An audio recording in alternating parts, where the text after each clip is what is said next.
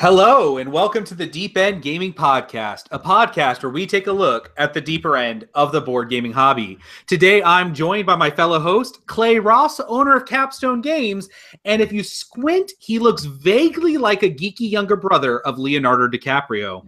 Oh my God. And Ryan Metzler, current heavy game reviewer for the Dice Tower, and a man who, if asked one more time when he was going to do another video review, would have probably gone on a murderous rampage. I'm Joe Wiggins, and if you care to know who I am or what I do, if you were to think of the Deep End Podcast as a misfit crew of space cowboys careening through space, having as much fun as one season on air would allow, I would be Wash. We are a podcast about heavy games for heavy gamers and definitively answering the question, what is the best theme park? Clay, man, tell me how you've been doing. I mean, we saw each other at Gen Con a bunch, but how are you doing other than that? Joe, doing fantastic, man. Actually, today I was virtually my last day with Eaton, my former employer. I can say that now, and it feels so good. I actually just got back from smoking a nice little celebratory cigar, and it's been a good day, and feels like a big weight has been lifted off my shoulders. So really cool. So full time with Capstone. So we can expect, I think, 25 releases next year, guys. So full time, man.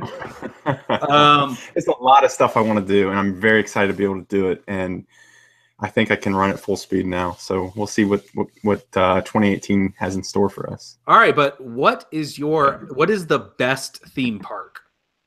The best, like a real life theme park deal here? Yeah, that would be Cedar Point, man. Hands down, in Sandusky, Ohio. You cannot beat that theme park. It is everything you want with roller coasters.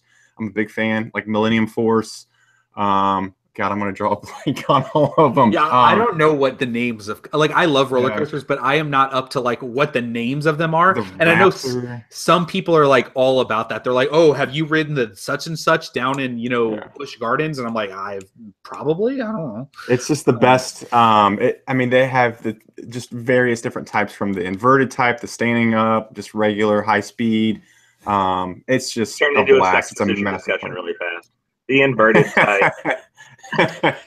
That's what happens at the theme park. And of course, we have Ryan Metzler as always. Ryan is in a really great place for the podcast tonight. So why don't you go ahead and touch on that real quick, so people are. Yeah. So I am in Iowa City in a Hampton Inn, just hanging out with the high-speed internet that they provide.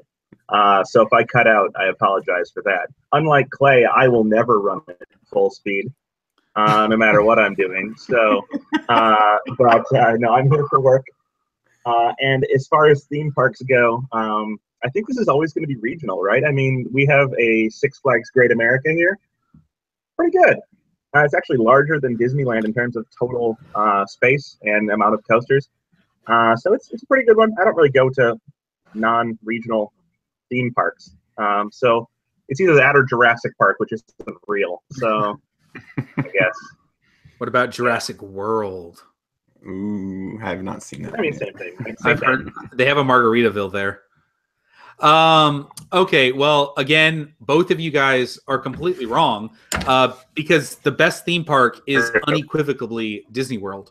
You cannot get a better theme park than Disney World. It is the best. Everything that it does is better than what everyone else does. I'm a huge Disney park fanatic. I'm really excited to take my daughter in a couple of years when she's going to get to experience it. But it's going to be a good time. But seriously, Disney World is the best theme park out there, hands down. But you might disagree. So tell us what your favorite theme park is. Shout out to us on Twitter. Use the hashtag. What's a good hashtag for this? Hashtag theme park fan. That's really bad. Yeah. All right. Let's just go with it, though. Theme park fan. All right.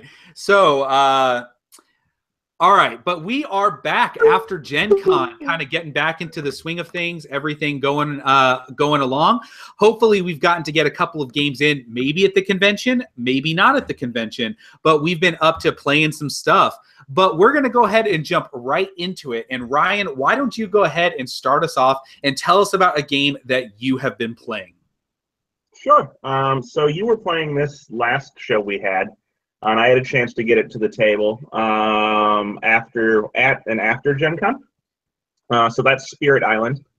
I really like it. My wife, on the other hand, does not, which causes a little bit of a problem. I do have a bit of a dilemma with the game overall, which I'll do a quick recap. So this is the kind of anti-Settler of Catan cooperative game, I guess, is the best way to look at it. So you're playing the island and you're trying to everybody that's settling. My major concern with it at this point in time is that I've played twice and won twice. And with a cooperative game, that's not a great sign for me. That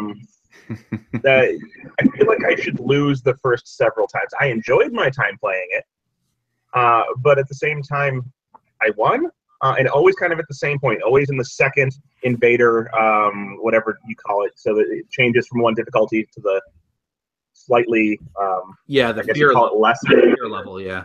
Fear level. So the second fear level is when we've won both times, and so that's a little concerning. So I've played it a couple more times as well. And I am kind of in the same boat. Every time I play it, I love it. And I have a really good time. And it kind of kicks your butt early. And you think, really how badly. Am I going to win? But then it just all comes under control. But I played it now 5 times. And I've won all 5 times. So what my next thing is, I haven't broken out these like special invaders yet. And that's my next step. Is that going to increase the difficulty enough to where, like, if I play with one of those and I lose, I'm back in. But I really do enjoy playing it. I played with one of the harder spirits, and I played with the Wild Heart of Flame or something like that, some spirit. But what he did is he got to put influence out, but when he did, he added blight, but destroyed everything in the area. Yeah. So he was like spreading like forest fires, which is not a fun thing to play around with these days. But we've got the top of the country's burning up and the bottom of the country is underwater. It's crazy. Right. But we are, and also I'm not saying that lightly. I have family that's actually down in Florida that I'm, trying to make sure that they're okay. But definitely thoughts and prayers out with all of those people, of course. But no, you kind of like are thematically setting fire and like burning out everybody in the entire civilization. But then, you're adding blight too. So it was kind of interesting because we went down to only having like 1 blight left on the card before we lost. And it was just that balance of, can we just keep it from coming off while I was just doing all the damage? And it was pretty cool. I like how each spirit plays differently. Have you been playing with the blight effects where you start on the one side with a very small amount of blight, and then when it flips, you have an additional bad thing that happens every time you add blight? Yeah. That's the standard so I played thing. with the spirit. That's standard, right? Yeah. Yeah, you don't have to play it that way, but yeah. That I thought was interesting and provided a challenge was also one of the hard level spirits. I played with 2, obviously, since I played 2 games, but the one I remember, I don't remember the name, but every time you killed somebody, instead of killing like a invader or the village or whatever the hell they call those buildings, you pushed them. And so you could not remove anybody, no way for you to do it. But you generated extra fear every time you did it, and then you push them all the time. Okay, that does sound like crazy. I haven't played with that guy yet or seen him in one of my games. Most of the people that I've played with have been using the starter spirits, and I have been using the more advanced spirits in the game. But definitely so excited to play it some more, and hopefully the civilizations will make it harder. But I'm kind of with you too, Ryan. I've played 5 times. I've won 5 times, and loving it still. But I don't like a co-op game that I'm winning like crazy. Yeah, it's not a good sign. Yeah. All right. So on to me. I've been getting some games to the table too, and a game that I would consider similar to Spirit Island, not because it's co-op, but because there's so much crap in the game that it overwhelms you, and you look through it and you're like, how will I ever play with all of this stuff? Is I got a chance to play Millennium Blades again. So this is a game that was in very highly regarded by me last year, and I was actually able to get a copy of it at Gen Con in an auction. So I had a guy that sold his entire Kickstarter pledge and the expansion. I got it for like $80, and so I thought it was a great price. But I got Millennium Blades, and I got to bust it out to the table again with my friend Megan Naxer, who is a huge fan of this game. And man, this game is so cool. A lot of people, I think it's heavy because there's a lot to think about and a lot going on, but I don't think it's heavy so much in the conception of the game. You're really just, you know, spending money, buying these cards, seeing if they work together with what you have, trading cards back and forth, and then you go into this thing and try to build like a little combo out of your cards to basically score in a tournament a little bit higher. And so it's not as intricate as like a Magic the Gathering with all the rule systems, but it has its own little smaller ecosystem that the game kind of lives in, but it simulates the economic system of not only playing a trading card game, but the buying and selling and all of the going back and forth that you have with it and trying to get the right accessories to help you out. And it's a really interesting game. And it is just insanely crazy. So the game kind of sets itself up into 3 timed rounds in which you're doing the selling, the trading, the buying, and all of this stuff and switching everything around. And then you do a tournament, and you do that 3 times in a kind of cycle. And oh my God, this game is really, really cool.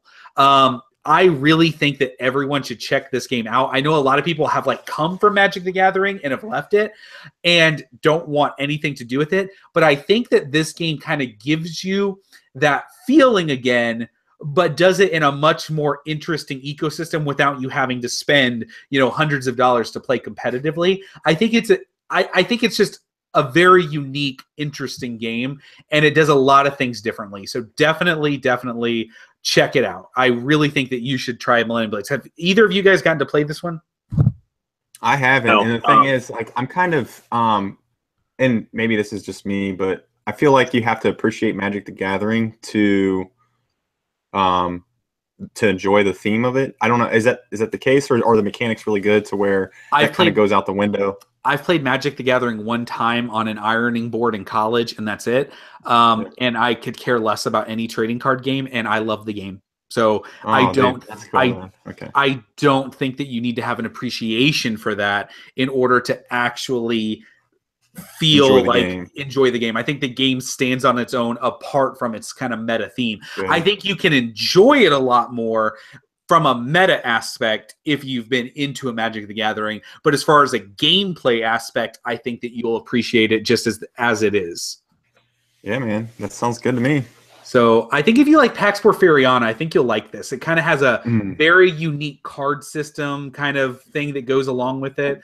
I don't know. We'll see how that goes. But I don't know if I just threw that. I mean, that's like, oh, yeah, if you like Pax Porfiriana, you'll like Millennium Blades. Like, what kind of an endorsement that is? And I don't want to say that, but is it like Concordia and Age of Steam? Is that on the same level there? It's basically Age of Steam, or it's basically Concordia, the card game. Okay. No, it's great. Seriously, check it out if you have not. At least give it a try. It's very unique, and it's definitely not something I think everyone needs to own, but it's definitely something if you see it out at a convention or something, sit in, have a demo, have a play. I think it's a great game.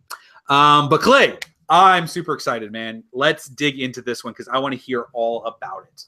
So I've been fortunate enough to play Gentis now. My wife and I have played it, and it's a 2 to 4 player game, and it's the latest Spielworks title. So by Stefan Riesthaus, the guy that did Arkwright, the big super heavy economic euro that we printed. This game it's not Arkwright. It's a little bit quick play. I mean, it's 90 minutes. So you're building a civilization back in like the BC era, and the goal is the theme to me is kind of like you're the civilization. You're just trying to have the best, most noteworthy historic civilization that goes down in the annals of history. So you're building these different cities on a map. And well, actually, I'm not good at explaining this on the fly, but so there's a couple different mechanics that Stefan Riesthaus does really well.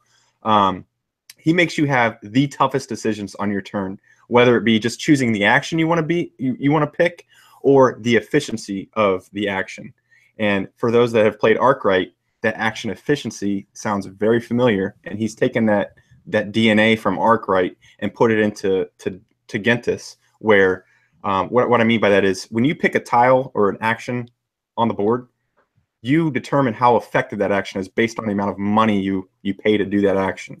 So obviously, the more you pay, the better efficiency you're going to have, and the more you're going to be able to do with it. But then you're expending a lot of money to do that.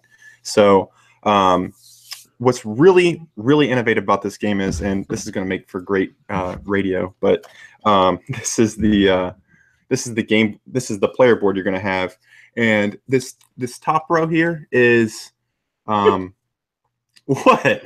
Is this not a good explanation? So basically, what's really cool is you're really good unscripted, Clay. What? I know I suck at unscripted stuff. Clay is holding up a player board right now for everyone to see. It's got some boxes, some squares on it for you to fill in. We're gonna get real close to the mic and make some sexy mouth noises as I kind of go through. Yeah. Well, let me just talk about it, okay? All right, go ahead. But seriously though, what's really cool is you have this like slot of time. Every action takes a time token, and it's going to have a 1 to 3 hourglasses on the action tile. So you're going to choose, do you want to spend, for example, if you took an action that had 2 hourglasses, you could either put 2 individual tokens on there or flip it over and use the double. Okay. Taking up less space. Whenever you run out of space on there, your rounds over. But it increases the time. Yeah, the thing is, you're overworking you yourself. Use time, and then time happens. Well, you're overworking yourself if you use the double hourglass. So the next round, you just flip it over and it stays on your board. So you don't have as much time for the next round. And so what are you building? You're building buildings? You're building cards that give you special abilities. It's more of like a combo deal where you're going to be, these cards give you rule breaking abilities. You're also building cities on the map that give you different, can give you money, can give you certain cubes that allow you to build cards better. Okay. So I'm going to stop you right here because you've done a terrible job of explaining. No, I'm not good at explaining it. Okay. But let me stop you and let me ask you the questions I think people want to know. A, is this similar in weight to Arkwright? No, That's it's what not. people want to know. So okay. Okay. Let me talk about that for a second. It's not the overwhelming plethora of things that happen when you take an action, because Arkwright's pretty simple. You have 6 actions to choose from. It's just what happens after that makes it complex, right? Okay. So this game is very complex in the nature that the decision to you're just so limited on time. You want to do a lot of things. You want to build cities. You want to build cards. You want to hire people to enable you to build the cards that give you these abilities.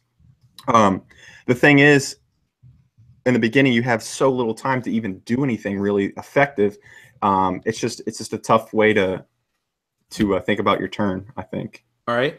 So are the cards that you're buying, does everyone have the same deck, or do they come out like in a randomized row?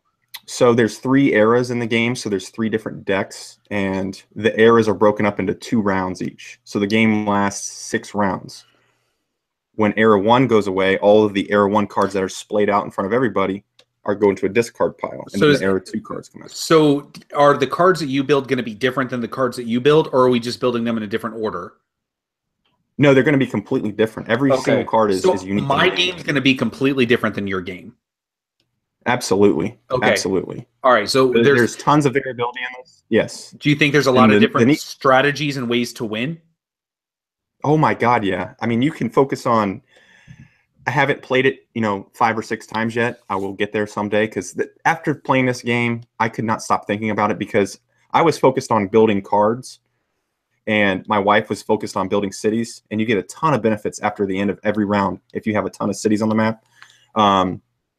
Whereas when you build cards, you're just getting the kind of like as you play your actions, you're getting a bonus ability. Whereas hers is more of a end of the round deal, where she gets a ton of stuff at the end of the round, and it enables her to really get a good start on the next round. So you have building cards, you have building cities on the map, and then you also have hiring the 6 different types of people that you can hire. All right. I'm really intrigued. Okay, last question before I move on. Yeah. Okay, because again, I hate this question, but this is what everyone wants to know. Seriously, if you could compare this to another game, what would you compare it to? Oh my God, man, that's like impossible to do with I know, this guy. So Stefan Riesthaus, though, that's the thing. He's super innovative. I mean, you can't really compare Arkwright to anything. And then this is his latest Gentis game. I mean, God, man, I don't know, because you have this tableau of cards you're building, so they give you special abilities. Name a game like that. I mean, there's a couple out there, but so it's a tableau building civilization game. Does it? Yeah. And it feels like a Civ game. Okay, so it feels a little like. Does it feel a little? It feels like a Civ game because of the cards. Because the cards you're drafting have different buildings on it, and they mean different things. You're spreading your cities throughout the map. Does it give you kind of a Nation-y through the ages feel then, like tableau building cards that give you special powers? No, not at all. All right, well, it's a unique game. The one thing I do want to mention is basically, and this is not even going to mean anything to anybody that's never played the game. You have 6 different types of people you can acquire and hire, if you will. There's a way to get a ton of victory points by having a ton of people, a ton of population. You're going to use those people to build the cards, and then also you need to have money to build cities. That all 3 of them kind of interrelate. Once you play the game, you'll see how the mechanics of all the different pieces fit together. And it's just this beautiful working ecosystem that's been created, and every single game is going to be different. I'm obsessed with this game right now. Cool. And I did not do a good job of explaining it. I know. I'm sorry. It's off the cuff. But hey. Clay, you just send me your copy. I'll film a review. And I'll send it back. See, you guys are really good at talking about, like, I don't know, you guys can articulate it really well. And I'm like, it's good. It's really good. That's me. So it's got cards and this cards board. You're building cities on a map, and it's awesome. Man, that's me. Cordia. Man, you make it sound so sexy. No, it's a beautiful, beautiful game. It is so well designed. When you play, you'll see that, wow, this is a streamlined, beautiful experience, and it plays in 90 minutes. It is fast. All right, very cool. All right, Ryan, why don't you go ahead and let us know what you're up to, man? Tell us about another game that you've been playing. Sure. Not a heavy game particularly, more of a light to medium, but I had a chance to play kind of the hot Ex Libris. I played it at Gen BGG Hot Games run by Adam McGyver, who was a friend of mine when he lived in the Chicago area. He now lives in Ohio, in the Cincinnati area. You guys can hear me? Yeah. It's choppy, but you're doing all right. All right. Sorry about that. This is a game about running a library, and you're acquiring and shelving books. Shelve them in the right order, so you want them, and numerically organized. So you have different types of workers with different abilities, and depending on how you manipulate those, you're able to take different worker placement spots, which allow you to take, organize, reorganize buildings, and also mess with other people's.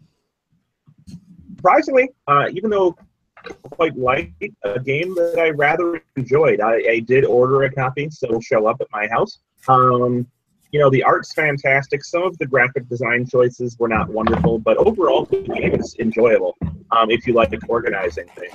So, and I do.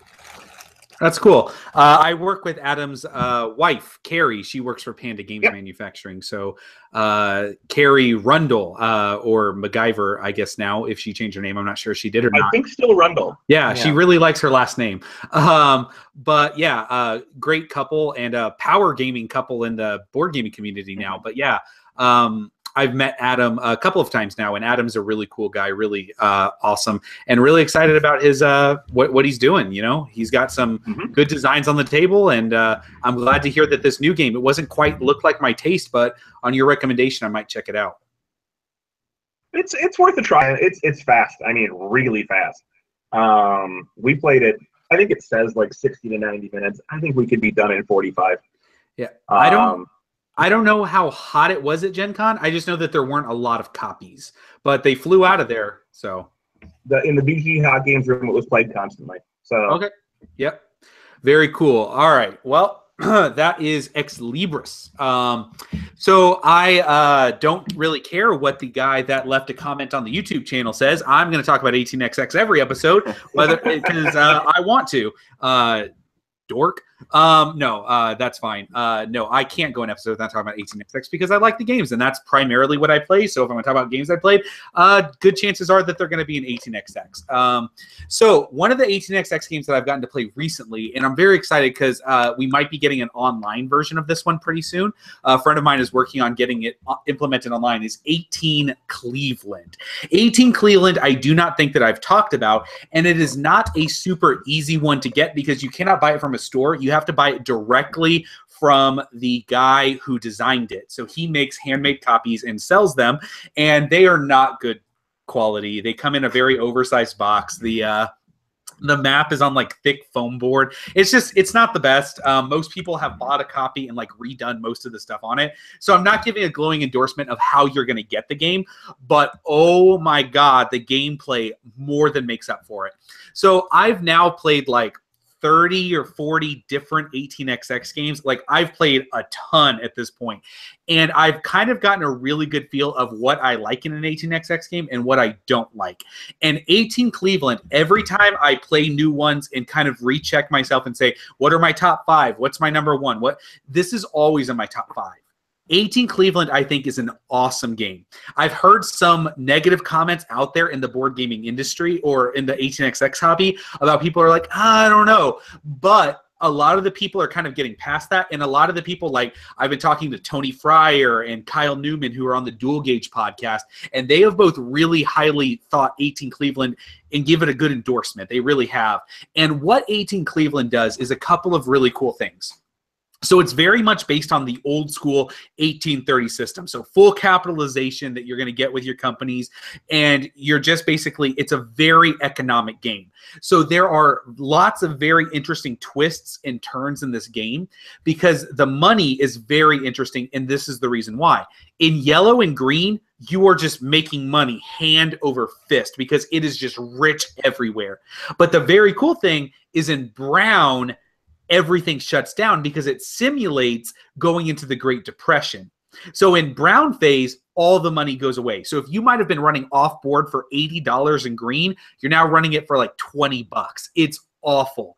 And when you upgrade a tile in brown, the tiles, of course, are worth less money, but the tiles go from 2 token spots to 1 token spot. So it tightens everything up and makes it really brutal. And because you're not making any money, the other cool thing is if you get caught without a train in this, you don't force buy a train. The government eats your company and pays you out in half shares. So you get incorporated and you can't do anything. They just eat up your slots in your share portfolio. So it's a very brutal, very mean game.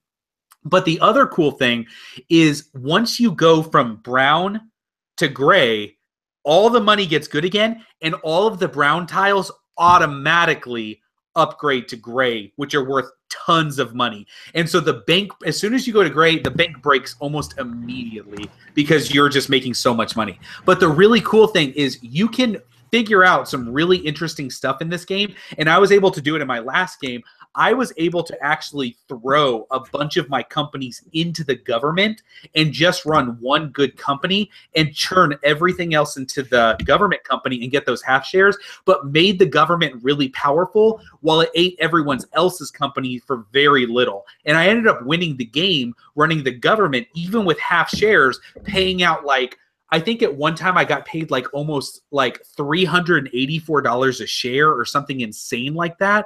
It was ridiculous how much the government was running for because it buys tons and tons of trains. I really think 18 Cleveland is a fantastic game. If you like really fun games with cool special powers, neat things that you can do, different strategies to try out, or unique systems to play with, I think Cleveland should be an 18xx you add to your collection because it's going to give you all of those feelings.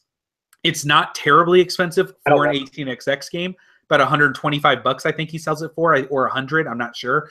But it's a really good game. if you're into 18xx, this is not one you can buy from all aboard, but it's definitely worth checking out because it does a lot of really cool things.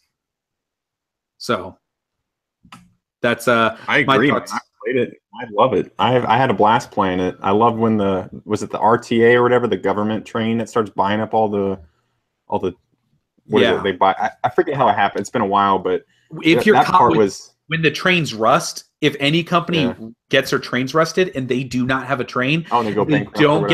They don't get a force buy. They just get eaten by the government. So the government takes your company and issues you shares. Yeah, and I love that part because then you're like, do I want to invest in the RTA? Do I? It's super cool, man. I loved it. Well, the really cool thing is if you're the first company and you go in by yourself, you get shares paid out 1-to-1. So for every share that you have of your company that gets eaten, you get an RTA share. If you're the second and third company, you get paid out 2-to-1. And if you're like the third and fourth and fifth company, it's 3-to-1. So it's like not even worth it. So you're going to get like all 60% of your company taken away and get like two half shares. Yeah.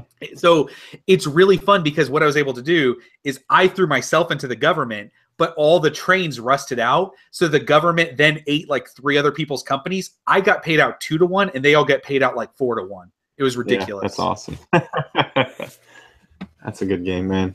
So 18 Cleveland, if you're an 18xx fan, check it out. I'm also partial to it because it's my home city. 18 Cleveland, really good. Ryan, you haven't played this one, but I think you should. I really think you should give this one a shot. I think you'll like it. Okay, I'll do it. All right, very cool. Clay, you are up to talk about this game. I've heard a bit about this. I'm actually very curious.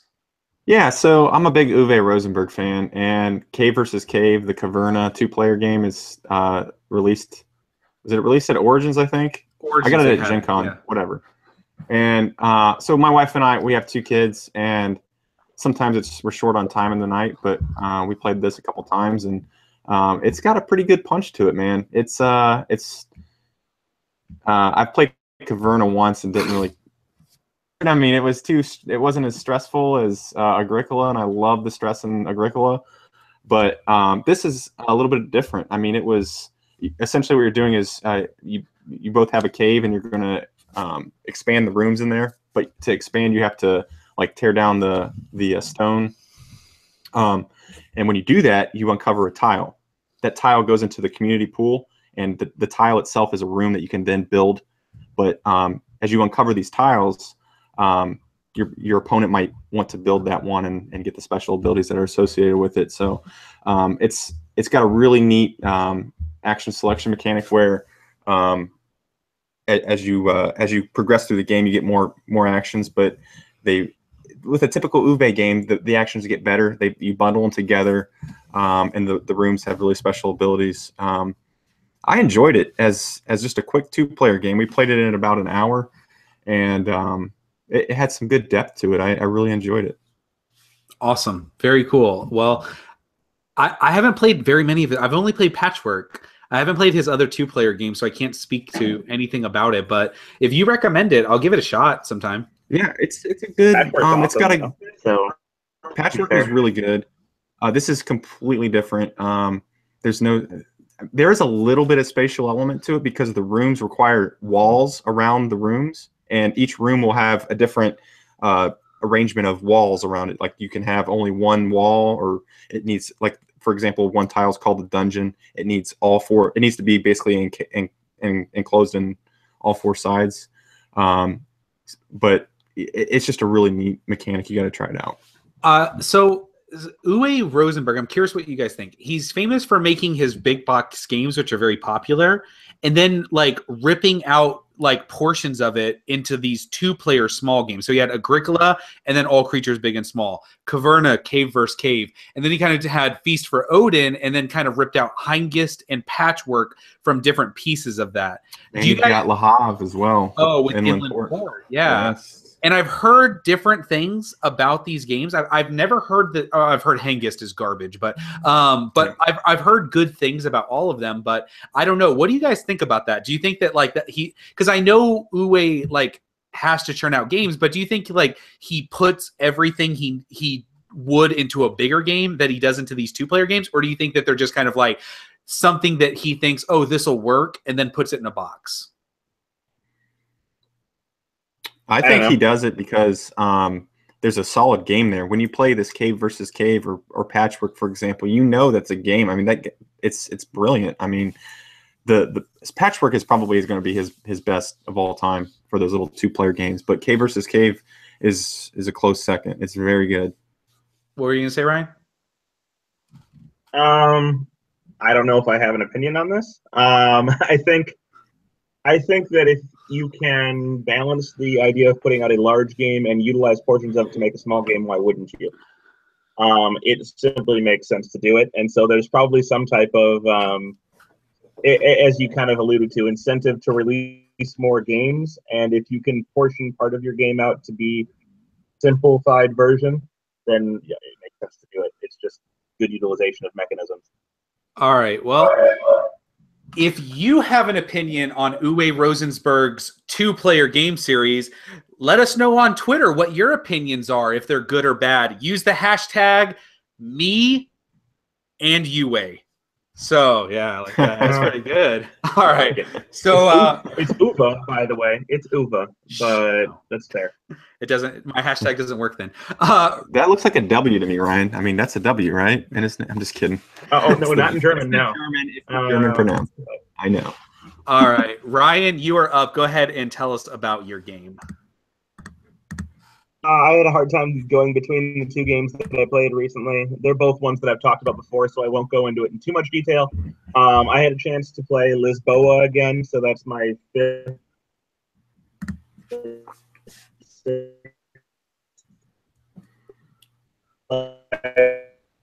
Okay, so I think we've kind of lost Ryan a little bit. Give him a little bit of time for the lag to catch up, and if he wants to. Is this the poltergeist right now, Ryan? Yeah, he might have to come out and then pop back in. So his internet connection is not the hottest right now. So if he's able to pop back in, we will definitely come back to the game that he was talking about. But I don't think anybody was getting any sound off of that one. Ryan, is that you? You back? All right. Well, I'm going to go in and talk about my next game then, just to keep the time from filling. And if Ryan kind of... Oh, wait. We might have him. Ryan, are you there? I am here. Can you hear me? Yes, there we go. Hey, Ryan, do me a favor real quick. Maybe if you turn off your camera, it'll... the same thing. Yeah, just kind of turn off your camera. Maybe your microphone might not lag as bad, just because it's not going to do as much. Let's try that now. Okay, so I was just saying, Lisboa, I've played it a bunch of times. I still love it. It's the only Lacerda in my collection at this point. So, wow, really? I cannot believe that you. Do you feel it? That was like a mic drop too, man. Do you feel it replaced? It's not that I don't like everything else. It's that my wife won't play everything else. Yeah. So like, I love Vinios. Don't get me wrong. I like the Gallerist. I like CO2. It's just that they weren't hitting the table, and if she's not going to play them, then I'm likely not going to get them played. And so, sounds good, Ryan. Why do I? I'm very yeah. So I'm holding on to it. So I know Ryan keeps a really lean collection, unlike me, who has a big fat collection and doesn't care what's on his shelves. So I'm okay to keep games I don't play a lot. But yeah, it's I don't know. I've only played it a couple of times though, so I need to get it played more to know what my real opinion on it is. But man, it's going to be so hard to replace Vinios. Vinios is so freaking good. But yeah, Lisboa. A lot of people talking about it. It's really, really standing out. But I'm going to go ahead and go into our next game, and I'm going to talk about a game I played tonight. Actually, right before the podcast, my friend Tim actually came over, and we got to play Antiquity by Splotter Spellin. Antiquity is one of the Splotters that I do not get to play as much as others. So I've played Indonesia a dozen times. I've played Roads and Boats like a dozen times. I've played like 6 different times of The Great Zimbabwe. I played Food Chain Magnate a handful of times. But I've only played Antiquity. I think this was my 3rd or 4th play of it. And it's really good. It really is. It's so hard because all of the Splotter games are so different, but I just want to talk about Antiquity real quick. It is a really interesting civilization-style game where you have a main board that's simplistic of what everyone's doing on the land that you're kind of colonizing, and then you have a small board, which is where you have these big hex cities that sit up on the board, but then inside on your player board, you have these big grids of squares where you're actually building the building, and the buildings that you build inside of your little inside of the square grid is actually represented of what's inside that city on the board. So that city on the board says, oh, I'm close to these mountains or I'm close to this ocean. But then inside you're like, okay, I'm going to Tetris together all of these different little buildings together that all give me different powers and different special abilities. And it is a really interesting game. And I think one of the most fascinating things about the game is that you don't have a win condition. There's no way to win the game until you build a specific building, and when you build it, you immediately have to choose what win condition you're going for. And all 4 of them are very different. So one of them is like you have to build all of your houses, and there's like 20, and the ones at the end are really expensive. And then there's another that's like you have to have like 3 of every good, and there's like 20 different goods. And so that's like crazy. There's another one that says you have to completely surround your opponent. And so you have to completely encapsulate him so that like you have him completely surrounded with your different spheres of influence that you have in the game on the big map. There's another one that's something completely different. I can't remember what it is. But then there's but each one of these gives you a special power to help you get that that win condition. So the one that says you have to have 3 of every kind of good, the special ability of that one is you now have infinite resource space to store your goods. Otherwise, you have to find storage space for them. So I think it's really interesting, but there's also a win condition that says you now have all the special powers of all the gods, but you have to win in 2 ways instead of just 1. So it's just such a neat thing that kind of comes from the game. And I really think Antiquity is a really interesting game to play. It's very different than the other Splotters, but it's very brutal.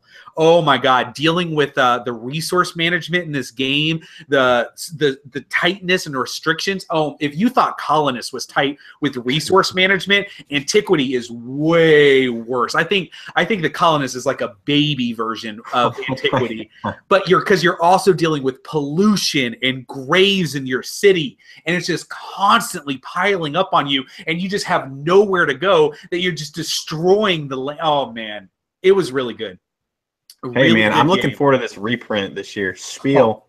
Hey, I will say, it is the fiddliest freaking game in the world. Oh it is God, the worst. So fiddly. So there's an aspect where if you are getting forests out, you have these little, because the hexes are like as big as your pinky nail, right? So like that's how big the hexes are. So if you cut down trees, you have to cover up the tree spot with a little grass hex, right? But then you can build a farm on that grass hex, and when you do that, you have to put a little pollution chit on top of that grass hex. Then you have to put whatever you're farming on top of that, and then you have to put your farmer cube on top of that. So you've got like a stack of like 6 chits like this that you're kind of like having to dig through till it's bad. It's a dexterity game, right? I mean, really, there's a portion of it where it really is like that. And the worst part is when you do that, you have to do that and all of the adjacent hexes too. You have to stack them all up like that. Well, oh, it is really, really rough. But it's worth it. It's a good game. We'll see how it ranks in the Splotters at some point, but I really did enjoy my play of Antiquity. But go ahead, Clay, and close us out on what we've been playing and tell us about the last thing that you're going to mention here. Yeah, so I just wanted to give an update on what I'm doing. So this weekend, well, we had Gen Con in August, and then this weekend is Alliance Game Distributors. They have an open house every year, and it's this weekend. So I'll be going there tomorrow, Friday, and that's Friday through Sunday. And what this is it's basically similar to GAMA, where you have retailers coming out, but it's held by a distributor, and it's at their headquarters in Fort Wayne, Indiana. So a bunch of different publishers will be there. I'm going to hear about how awesome Asmodee is, because of that whole collaboration between them and Alliance. But yeah, so I'll be there, and there's a couple demo nights we have. So I'll be showing off the climbers. I'll bring an advanced copy of Wildcatters with me to get some retailers hyped up about that. But it's really just to educate the retailers on what products you've got coming out, something that would be good for their customer base, and what we can do together to help out with their brick and mortar stores. So it'll be a good networking event, seeing a bunch of different publishers there. And this is not open to the public. No, not at all. This is just for retailers. If you're a publisher, and obviously if you work at Alliance Game Distributors, that's the circle of people that will be there. So it's just kind of retailers and publishers getting together to show off their stuff, really. So like, there's not even like designers trying to hawk their games and stuff. It is simply just business connections. No designers at all. It's more of like, hey, we're Alliance Game. So Alliance is putting this on. So what they're going to be, it's basically showing the retailers, hey, we're backed by these publishers. These publishers are here. They have I have a booth, and you can see their products, that they're here to support us, kind of thing. So it's a good, business to business relationship builder, and also networking with the retailers and getting to see your customers face to face. The retailers that are out there buying your product and putting it on their shelf, putting the faith and investment in your product, and just kind of giving them a little bit of a thank you here, and just meeting with those guys. So I'm excited. GAMA was fun. I mean, I had a blast, because you have different retailers that come up to you, and just hearing their side of the story is always entertaining, and just talking with them about that kind of stuff is fun. So cool. Well, excited for you to get down there and pump up Capstone some more. I know that most people are just hoping Capstone does as well as it possibly can. So that's a good kind of look at what we're all up to as far as in the gaming hobby. Clay got to play some new hotness. I took a look at some older titles, and Ryan got to play. That's right. I played a lot of that. A lot of them. And we're going to get into one of my favorite segments of the podcast. I really like doing this. I get feedback every single episode. People are like, oh, I love this segment. And then people that come up to me at conventions that are like, why do you even do that? Stupid. Just talk about games more. But I like to kind of throw in a little bit of stuff that is not gaming related. And this is our Geek Out segment. This is just where we get to talk about something that we've done, something going on in our life, just something random that is happening to us that we just want to share with you guys. I'm so weird. I'm not even going to call you guys fans, just like people that like want to listen to this, like being like, oh, I'm a fan of the deep end. I'm like, okay. Like if you enjoy listening to this and this helps take up some of your work time and entertains you for a couple of hours, that's all we want it to do. But this is our Geek Out segment. So this is a way that we can talk to you about something that's going on with us, because we don't just play games. But Clay, go ahead and tell us a little bit about what you're geeking out about right now. Yeah, so for the last 2 years with Capstone and my former day job, vacations were spent at conventions, GAMA, Gen Con, Origins, BGG Con, Essen. That was my vacation. And I've got a family, so God bless my wife, for allowing me to spend my vacation time doing conventions. So we haven't really had a true vacation in well over 2 years. And now that I'm doing Capstone full time, tomorrow is technically my last day, whatever. But so we've had a vacation plan for a long time, and about a month and a half now, and we've got the Airbnb reserved. We're gonna go down to Charleston on Wednesday, and so Irma pops up on the map was it a week ago or whatever, when they're like, oh man, it's a category. It just turned to a category 5, and it's targeting the Leeward Islands in the Caribbean, and it might hit Florida. So I'm like, oh my gosh, man, this is crazy. And now Irma is supposed to, the last track I saw, is supposed to go straight up and hit Charleston as a hurricane category 1 or 2. And that's nothing. Well, still, but the thing is with Charleston, South Carolina, that city floods like no other. It doesn't have a really good drainage system. A little storm will make it flood. And I think a hurricane's going to do a lot of damage there. But we've been looking forward to this vacation for so much, man. What are you hyping? Well, I mean, I was like, I'm so excited for this vacation and just to take a little break with the family and enjoy, just relax finally and enjoy time together and go to the beach, check out Charleston. The downtown I heard is beautiful. I've never been there, and I've just heard amazing things about it. And this hurricane's supposed to be there on Tuesday. We're driving down from Ohio on Wednesday. We're going to leave at 4 a.m. on Wednesday and hopefully get there around sometime in the afternoon. But I'm really hoping, really hoping that this forecast continues to drift off into the Atlantic to where it just kind of maybe doesn't even hit Florida and just kind of veers off and goes into the middle of the Atlantic or something. But I'll be down there though, man. I'm going. All right. I don't care. I'm going to go. Well, at least you'll have a heads up of how bad it was or whatever before you head down there. At least you'll have like some kind of a thought. But you're probably going to be driving through like crazy rainstorms the entire way down. Yeah, it's going to be nasty. It's going to be really nasty, but we'll be okay. We have to do a lot of pit stops because of the newborn and the little kids. So yeah, we just took a good. Yeah. So something I'm going to hype real quick is something that I was kind of turned on to at Gen Con. So we had a big panda breakfast where all of us got together and, had a big thing. And, yeah. And we were an embarrassment of pandas. And so we got together, had breakfast, and just got to hang out, see everybody.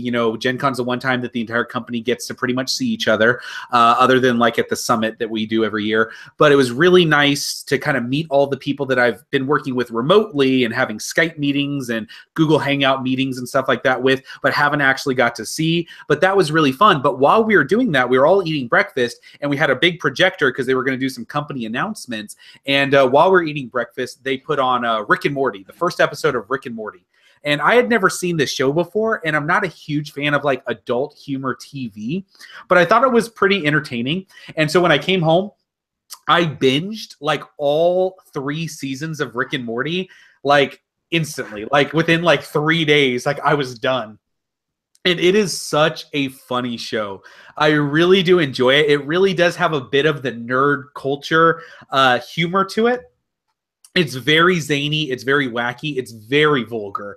I will say that. If that turns you off, then don't even bother. But it is very entertaining to a point, and I love how they can just basically do whatever storyline they want because it's basically infinite universes within infinite dimensions, within infinite galaxies. So they basically have like rule to do whatever they want, however they want, and they can basically tell whatever story they want to in that framework. And so I thought it was very interesting, the dynamic. I'm really become a pretty big fan of it, and I think it's a great show. And Pickle Rick is probably the greatest thing I've ever seen in my life. If you just want to know, like, if you have never watched Rick and Morty before, do not start with episode 1. Watch Pickle Rick episode. Just find YouTube and bootleg copy of the Pickle Rick episode and just watch that. And if that doesn't hook you, don't bother watching anymore. But if you watch that and you're like, okay, I gotta see more, then yeah, you'll end up watching the entire thing. But definitely start with that. I'm going to disagree with you and say that Pickle Rick might be the second worst episode of the entire series. I still liked it, but it's not that great. I thought Pickle Rick episode was just amazing. So good. You know, it wasn't my favorite though. I think the marital counseling episode was my favorite. Marital counseling episode was Pickle Rick. No, that was the family. No, sorry, that was post divorce or whatever, post separation counseling. Yeah, so I'm talking about the episode where the husband and wife go to the like intergalactic marital counseling. Oh yeah. That was pretty interesting. This is the best episode. What? Mr. Meeseeks is the best episode. Oh, yeah, that's a really good one too. But I also like the one with all the different crazy people in it, where it's I'm trying to remember, but it has like the people that like infest your memory so that you like remember them, and they have like all the crazy characters and stuff like that. That was my favorite one. And then there's the intergalactic or interdimensional TV episode, the first one, not the second. Okay, all the episodes are good. So check out Rick and Morty if you're into that kind of thing. But Ryan, go ahead. You're sounding a lot better, but go ahead and tell us what you've been geeking out about. Yeah, no, I think not a whole lot recently, although Rick and Morty is a good one because I also binge watched almost everything over the last couple, I don't know, last month or so. Mine is just, finally having some time to get back to doing some reviews. So that's kind of where I'm at recently, is that I've built up enough plays and things like that I can sit down and do some reviews without having to put in a ton of extra effort. And so, over the next couple months and stuff here, you'll start to see some reviews trickle out for me on some of the heavier games that we talk about here. So you can actually see full overviews of how to play them for like Tramways and probably 1846, some other stuff like that you'll see coming out here in the future as I have some time. Yeah, don't forget to plug the podcast when you're on the Dice Tower. Use that free publicity. What podcast are we talking about here? This one?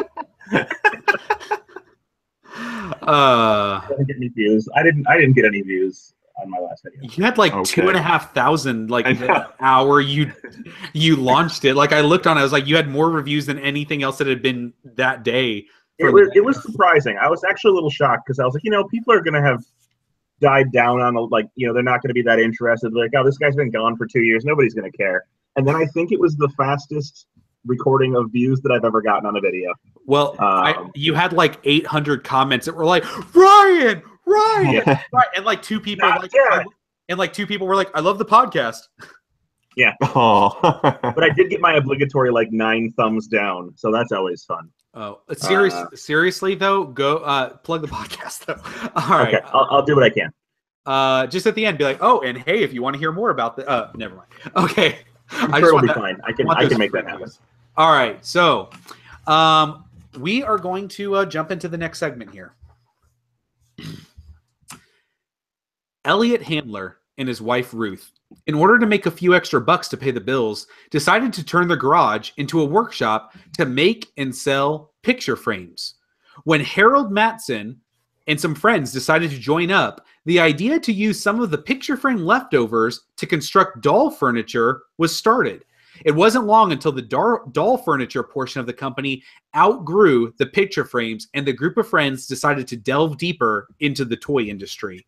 Relaunching and rebranding, they have been the purveyors behind Fisher-Price, Matchbox, and Barbie, and to think of all the humble beginnings of how Mattel started.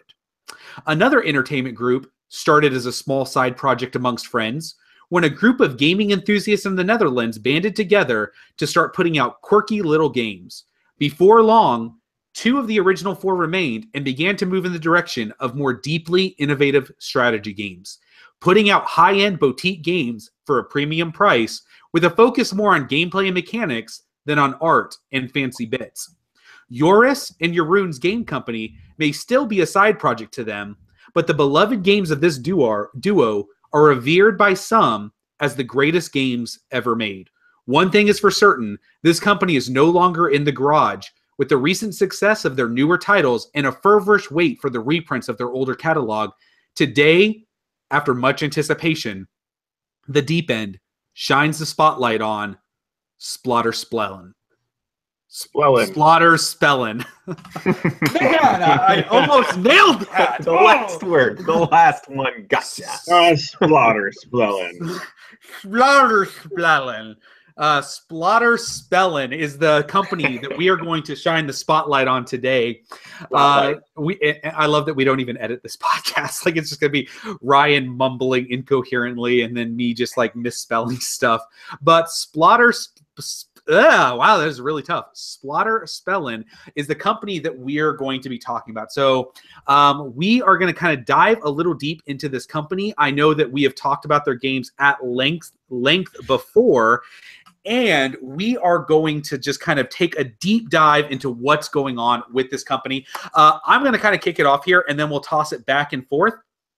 Now, guys, okay, Splotter is one of, if you like the kind of games we like, if you are a heavy gamer, Splotter is the grail of companies. I mean, really, they are. Everything they do is very unique is very special and is very different from the other games that they put out. So that's one thing to definitely keep a focus on, because one thing is a lot of these heavier game companies, you know what you're going to get. Like if they put out a game, you pretty much can say it's probably going to feel like this, because the same designers / come out from the same company. A lot of their games are going to have the same feel. One of my favorite designers, Alban Viard, when he puts out a game, a lot of the same feel, even though it might be mechanically different, is going to go into their games. Whereas with Splotter, I really think the shining star of their company is that they are actually able to make games that feel incredibly different from the last game that they put out. And though there might be some very underlying mechanical similarities between them, they are very, very interesting and very, very diverse, their catalog of games. I think Splotter might be the tippity top of the heavy gaming companies when it comes to what games that you're looking for if you are trying to get into heavy gaming. I think that they might be at the top.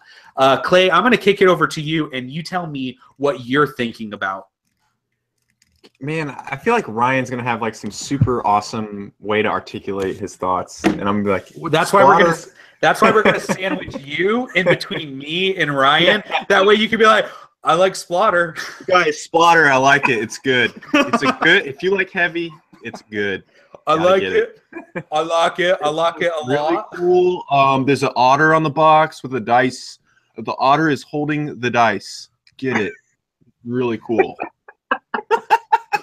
No, but seriously, aside from the otter, swimming backwards, by the way, I think Splotter is pretty good. To me, okay, yeah, you're right. They are very unique. The thing is, man, I feel like their latest releases are very similar to me. This could be completely wrong, but I feel like they're logistically the same. With Indonesia, Three Kingdoms, The Great Zimbabwe, and Food Chain have very, very similar game mechanics to it, but twisted in a little bit differently. Like with Food Chain, you've got the use of like a deck building system. The Great Zimbabwe has some cards in it, but it's a very, very, very quickly playing logistic delivery game. And then Indonesia is your typical, I want to call it like a light 18xx game, but there is still some you're delivering goods throughout the game. That's how you make your money. But I love the systems. The thing that shines for me with Splotter is I don't know how to say, like the economic system that develops in the game. Everybody has the same set of rules, but every single game is completely different. And with money being either, you know, you're rich in money or you don't have a lot of money, the economic system is completely different from game to game, just depending on what things happen during the game.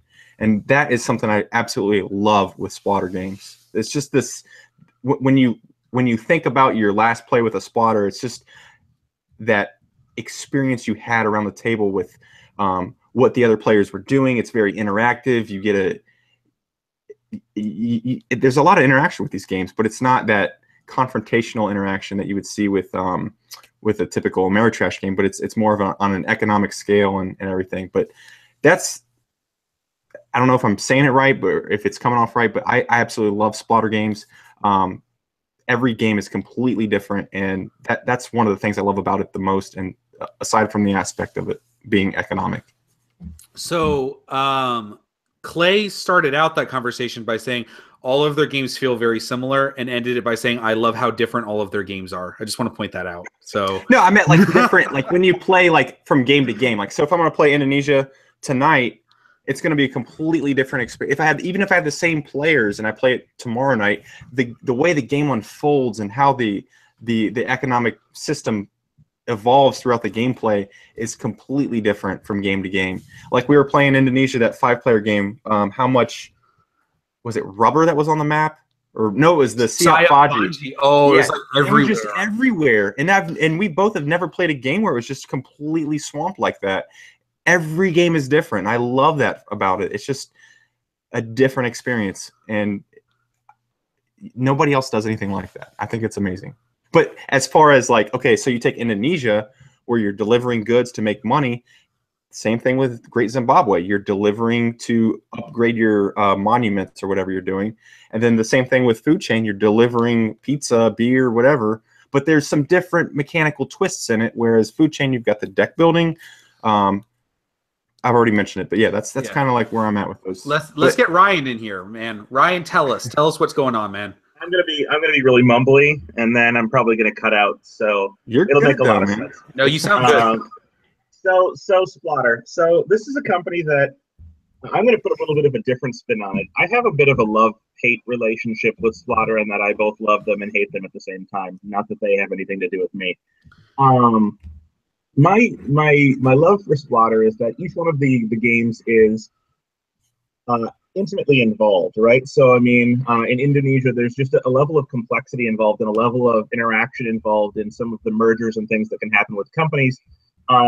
That is far superior to a lot of games that try to do similar things but don't really succeed.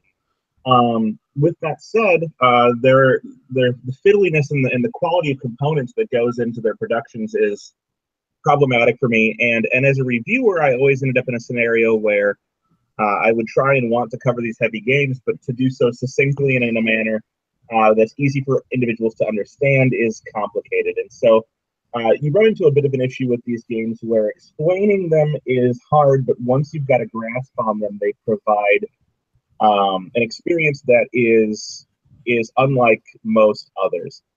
And that spans several of their games, from Indonesia to Antiquity to as recently as Food Chain Magnate, where each of these games is a superb game, but maybe the clarity of the rule set or the fiddliness of the components kind of detracts from the game a little bit. With that said, they're excellent games. They've been most of what I've considered grail games in my history of gaming, and I've been fortunate enough to have opportunities to pick essentially all of them up over the period of 7 or so years that I've been in the hobby. And there's still ones that I look forward to playing, although I don't own most of them anymore. There's still ones that when I go to conventions or have opportunities to sit down and get one to the table with people who appreciate the games and know the rules, I'm more than happy to get out. All right. So there's a couple of things that as we go around, I just want to hit on a couple of things and get your real quick opinions, guys, on what you think about these things that I think help define Splotter as a company. Some of them good, some of them not. And I just want to get your real quick thoughts, just maybe 30 seconds or so on what you think about this aspect of Splotter, okay? First of all, these games are not cheap. They're about $100 brand new. They sell out very quickly, and then they get jacked up on the aftermarket thing. Mm-hmm. You were gonna say it. They're overpriced. Okay, so they're overpriced. Okay. Is that the question? Well, what do you think? What do you think about the pricing structure? The fact that they're can I just talk about that? Boutique games. Let me talk about that. Okay, these guys get this stuff handmade. I think from what I hear, it's like this small shop that's like they don't make board games at all. It's not a large corporation company, right? They're not going to like a board game manufacturer. Yeah, so they're not. They're going to this small little guy that they have a good relationship with, and they enjoy that relationship. So. And it's not their full-time job. These guys have other high-paying jobs that they're doing. This is more of like hey, I enjoy doing this. We have a really good relationship with this guy who's been making our games since God knows when. Let's just continue that relationship, and we'll just continue making these boutique games. Yeah, they're popular, but we're not going to change that because we're so popular now. This is still the same business as it was when it first started, and that to me is that's your prerogative, and I think that's a really good business model if you want to continue following it. If they're just going to continue working their day jobs, they're not trying to use Splotter as a way to jump off and do it full time. And I don't have a problem with it at all. I really don't. Okay. I think that the boutique aspect of it really only hurts in terms of the accessibility of their games and honestly the popularity of their games. I mean, I think that if the games were more accessible and the games were more affordable, that they would have even better penetration than they currently have in the market. And I think that this boutique aspect isn't really helping at all. With that said, I still buy them, so don't get me wrong. It's not like I'm actively avoiding them and not giving them my money, because I'm not. And that's the thing. I don't think that they. And maybe this is not the most eloquent way to say it. I don't think they care. I think they know they have a following, and yeah, it's not going to be a mainstream type game, but like they're doing this as a passion project, and it's on the side still. And I think that's why they're doing the things that they're doing. But it might change. I don't know. Who knows? For me, if they change it or if they keep it the same, it's not a big deal to me. Honestly, it's not going. It isn't, because I'm used to paying those higher prices for boutique games, all aboard games. I spent freaking $300 on a copy of 1817. So, in this side of the hobby, you kind of get used to that. I'm not saying it's right. I'm not saying it's wrong. I'm just saying it becomes par for the course in a way that some of these companies, and I know for Splotter, they weren't selling a ton of them for a while. So why would they print 4,000 copies of a game when they're only going to sell a couple hundred? 1822 has been hyped to crap, this last year in the 18XX world and going beyond that. And they've only sold a couple hundred copies of that game. Why are they going to do a print run of a couple thousand to make a decent price margin on it? So that's just something to keep in mind for Splotter. And I agree. I'd wish they were cheaper. I wish they made more. And maybe with Food Chain Magnate's success, maybe they will. But I will say the price is not a hang up for me. Okay, another thing I want to touch on real quick. The art. So they are not known for having fantastic art. I will say, Zimbabwe, Food Chain, people can argue about it, but man, if you go anywhere and start talking about Food Chain Magnate online, it is just a violent storm of people like, why would you pay $100 for a game that looks like a prototype? Even though people are like, well, the cards look nice, blah, blah, blah, and the map needs to look. We've all heard the arguments. Yeah, I played Antiquity tonight. The art is not good. If you can even call it art, it's bad. It's actively bad. If it's an aesthetic, fine, but it's bad. What do you think about how these games look? What does that do? Don't care at all. Don't care? Not even a factor. Nope. Zero factor. Clay, you're the aesthetics guy. You're the guy that okay, so honestly, the Food Chain boards, yeah, I'll be honest. It's really, I think they could have done a little bit better. I really do. Just a little better. I mean, it's really bad, dude. It is like, come on, this isn't 1995. This is 2000. What did that come out? 16 or 15? Whatever. I mean, but Indonesia, and you said Great Zimbabwe. I love the Indonesia map. I know there's some small areas that are like Bali and all that, but God, it's beautiful. And then the Zimbabwe, whole production of Zimbabwe is fantastic. I love it. But all right. Hey, I'm excited to see what they're going to do with it. Who knows? Yeah, I wish the art doesn't bother me, but sometimes the component quality does. Like Roads and Boats, how the chits don't have any margin in between them, so when you take them apart, they kind of rip a little. I don't like that at all. I wish the components were better rather than necessarily the art.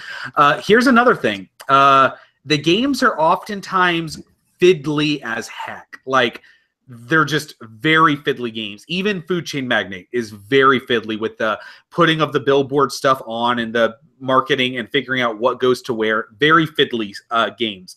Does the fiddliness, is that a turnoff for you guys? What do you think?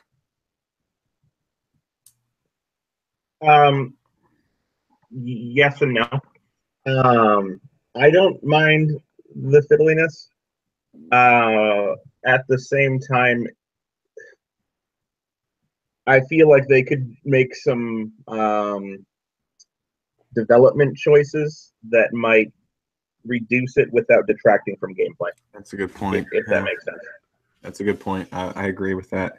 I think with the way the systems develop, the economic systems in the game, I think the fiddliness maybe fits. I don't know. I'm kind of like with Ryan. I'm on the fence with it. It is annoying at times, but I think it is what it is. I mean, you know that going in. It's a spotter game. It's going to be a little bit fiddly. Deal with it. Yeah, in fact, let me see if I can actually pull this up real quick, because on my Board Game Geek profile, I actually have a list of things I like about games. And right here. Okay. It says right here in my number 3, I enjoy minutia and fiddliness in games. Some games cannot be as complex as they are without that level of fiddliness and minutia. I'm all for it. I think that you cannot make Roads and Boats the game work without that level of fiddliness. There's no better way to track it. There's no better way to make that game happen without the level of fiddliness that involves. And if you need to add that fiddliness to your game to make that game work, I'm all for it. I think it's a fantastic game. So I definitely think the fiddliness is not a detractor. If anything, it's a benefit because it gives you the gameplay that you're looking for in them. I've only got like one more thing that I think is a really key element to Splotter. And this is kind of a very different thing, but this is something that as I've played lots of Splotters, it's something that kind of catches my attention every time I see one of their games and really is interesting to me. One of the most focal points, but while it's not upfront and advertised, one of the key things in all Splotters, I'm curious to see what the chat says about this, is every game has a very unique way to do turn order. And turn order is oftentimes extremely crucial to winning the game. What do you think about that? In every game that you play that's Splotter, if you think about it, the way that you bid or jockey or whatever you do for turn order is very important. And the way that you manipulate that turn order is oftentimes huge in the way that you play the game. And I don't think many companies do this. I think it's a Splotter like paramount thing that they do. It's not just a player and clockwise. They make turn order a huge part of the game. Yeah, I think they do. I mean, I've only played 3 Splotters. Yeah, whatever. But they all have that turn order deal where it's crucial to the game, and manipulating the turn order, like you said, it's involved. It's not as simple as like in Lignum, I made it to the end of the path first, whatever. Yeah, I think that's pretty interesting. That's a really good correlation there for Splotter games. Ryan? Turn order manipulation is important, as Clay said. That is what I have to say about that. So I'm trying to think real quick. So in Antiquity, you can completely control it by how many people you're sending out. How many people you're sending out determines how many goods you're going to be producing for that time forward. So that's the way that you kind of have that manipulation, that lever that you pull. In Roads and Boats, you can fall back and then make an active thing if you're trying to get in front of somebody to guarantee that you're going to go first in a very particular phase. But as soon as you do that, you have no pull on turn order until other people use it against you. In Indonesia, you're actively taking money out of your part of the game and locking it away not to be used to play the game anymore. In the Great Zimbabwe, there's that really interesting way that you move the cows around, and you're actually giving other people parts of your resources to do it. And in Food Chain Magnate, it has to do with how many people you put into your tableau. And if you don't put enough people in if you just like say, I'm not going to do a lot, but I know I'm going to go first, you can manipulate that turn order. And I do think it's very interesting the way that they have plugged that into their games. I think it's really fantastic. But that was just one thing I wanted to bring up to see what you guys thought about it. But I think that that's one of the most fascinating aspects to me of the Splotter games is how they use that turn order. So real quick, there's no sense in really going through the top Splotter games because they would be pretty similar. But I do want to get our thoughts on what are known as, in the hobby at large, the Big Five. So first of all, Clay, I know you probably haven't, but Ryan, have you played any of the ones that are not in the Big Five that would still be considered by some good games? So that would be Greed Inc., Bus, Duck Dealer. Have you played any of those? I have played Greed Inc. I didn't like it. I can't remember why, but I did not like it.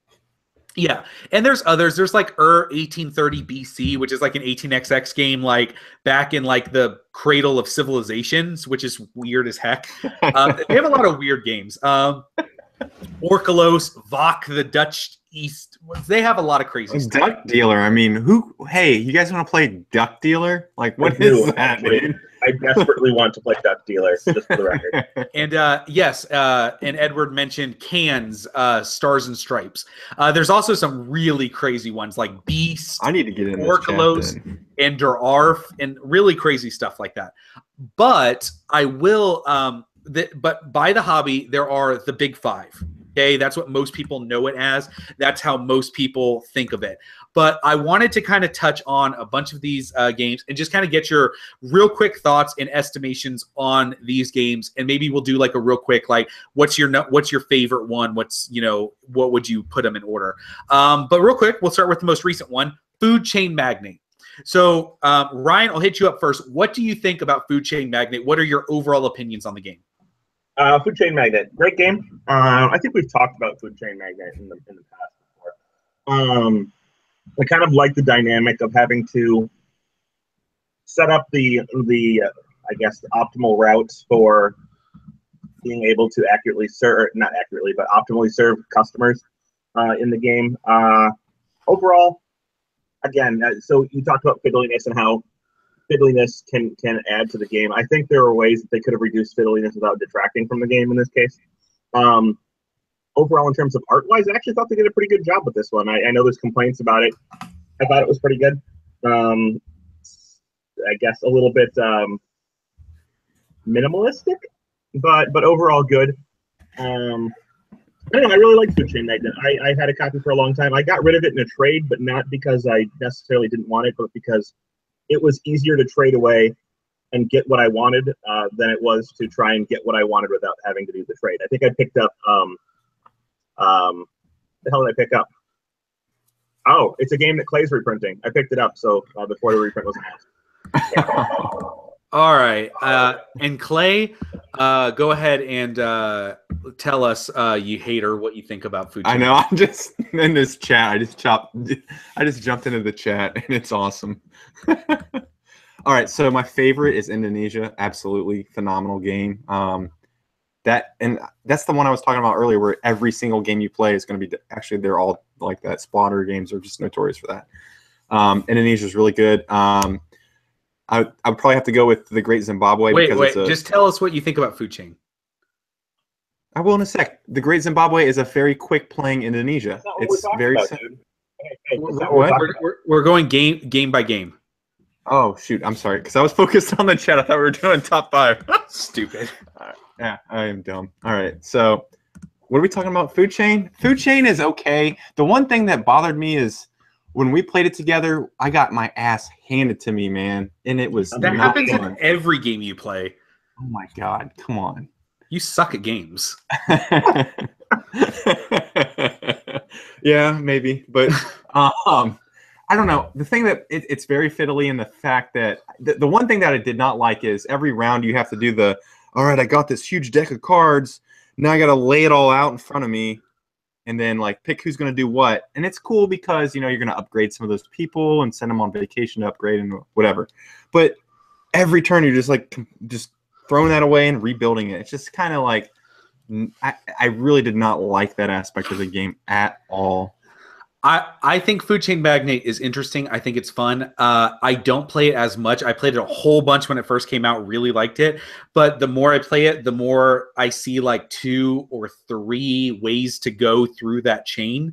And the people that play at higher levels, they hit those same 2 or 3 ways. And that's it. I don't see that there's a lot of people that are really trying to like mix it up. And I don't know if there is a lot of ways to mix it up. I think there's like 2, maybe 3 power strategies in that game, and that's what it is. And whoever hits it right, hits it best, is going to win. So that's my thoughts on Food Chain Magnate. Let's go ahead and move on. The Great Zimbabwe. What do you guys think about The Great Zimbabwe? Ryan? Hated it. Hated it. All right. Hated it. Anything particular? That's all I have to say. Okay. No, I don't remember. I hated it. I played it several times, got rid of it, didn't like it. Clay, what do you think? Great Zimbabwe? Yeah. It's good. It's quick. I like it that it's a very fast-playing splatter. I think there's a lot of different. I like that the God cards, only a few of them are going to come out, depending on. I think is it player dependent on how many come out? Whatever. Yeah. Not all of them are going to be. Not all of them will be available. And I think that's really cool how you're going to have a different dynamic of availability for those God powers. And I like that game for a quick playing splatter. Absolutely. I love the Great Zimbabwe. I think it's a really interesting engine builder. I love how it really just kind of like you kind of are setting yourself up, and then all of it kind of coalesces at once. And usually everybody coalesces at once, and it's kind of a sprint to the end of the game. I think the asymmetrical powers you build are very interesting in how you can find different matches of those and how to combat them. I think there's a lot of emerging stuff that happens in the Great Zimbabwe. We're going to leave that one for last. Indonesia. So this is a game that I know a lot of us here have very high opinions of. But Ryan, go ahead. We've talked about it a lot, but real quick, hit on Indonesia. Indonesia, second best Splotter title. That is wrong, sir. I'm just going to correct you right now. Thank you very much. Bye. I'll come back to that. But it's the second best Splotter title. I do enjoy the company merging aspects of the game. Well, this is the utter definition of fiddly math involved in a game. That's the one downside to that game is the calculation involved in mergers and of companies. It's too much, and that's why it goes down a notch in my belt. But overall, I love the game. Don't get me wrong; it's a great game. Clay, go ahead. Yeah, I think it's the best game ever made. Period. It's awesome. Play it right now. Yeah. It's so good. It's so good. Every game is so different. The different ways that the land is populated with the goods and who's going to deliver what, the factories or whatever you want to call them that are producing the different types of goods.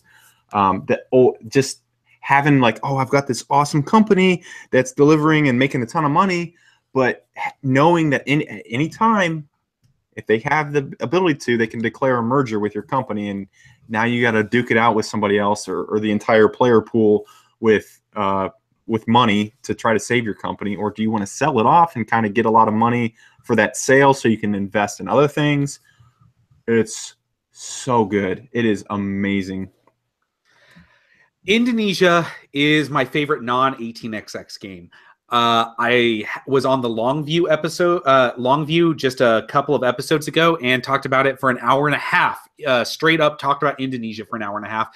If you want my thoughts, you can listen to that, but it's my favorite game that is not an 18xx. So, but we're going to go ahead and move on and hit Antiquity. Ryan, go ahead and say what you have to say about Antiquity, because I know that you like it. Yep, Antiquity is the best Splotter game, and for all the reasons that you just touched upon before. Particularly the active decision involved in how you're going to play the game to win, and the powers that come along with making that decision. It makes every game completely different, and making that choice to have all of the variable powers in the game but win in two different conditions is totally viable, by the way. And so that variability in the game where you can play, I don't know how many different victory conditions there are, but several.